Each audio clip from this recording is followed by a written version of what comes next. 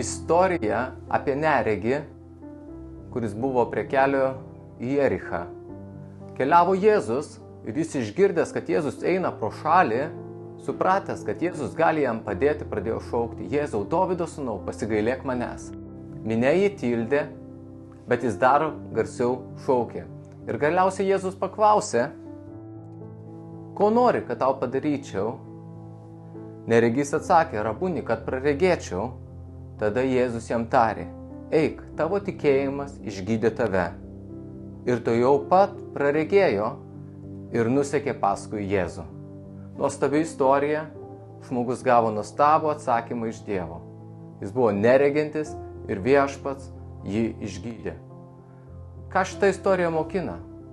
Kad mūsų gyvenimuose taip pat būna situacijų, būna beviltiškų situacijų. Ir mes galbūt kaip tas neregys, mes nematom vilties, mes nematom šviesos, mes nematom gyvenimo.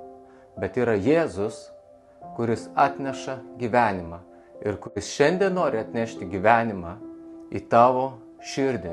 Ir jeigu tu nesustosi, šauksisi juo, galbūt situacija tave tildys, aplinkiniai tave tildys, sakys, ką tu darai, bet jeigu tu sudėsi viltį į Jėzų, tu šauksisi jo vardo, sako šventas raštas, kiekvienas, kuris šauksis Viešpaties vardo, bus išgelbėtas. Gyvenimas ateis į tavo širdį. Bet kas toliau? Kuo man patiko šita istorija? Kuo man patiko šitas neregys?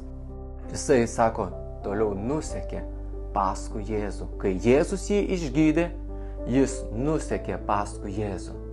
Taigi galbūt tu pergyvenai jau susitikimą su Dievu. Jeigu dar ne, šaukis jo vardo, jis išgelbės tave. Bet jeigu jau pergyvenai, ar seki toliau Jėzumi, ar eini paskui jį? Jėzus ne tik nori ateiti į tavo gyvenimą vienai dienai, galbūt ta diena buvo vakar, galbūt labai senai, bet jis nori atnešti tau gyvenimą, kuris bus su Jėzumi amžinai. Taigi sek paskui Jėzų, kad nueitum į tą amžinybę ir su juo praleistum ją.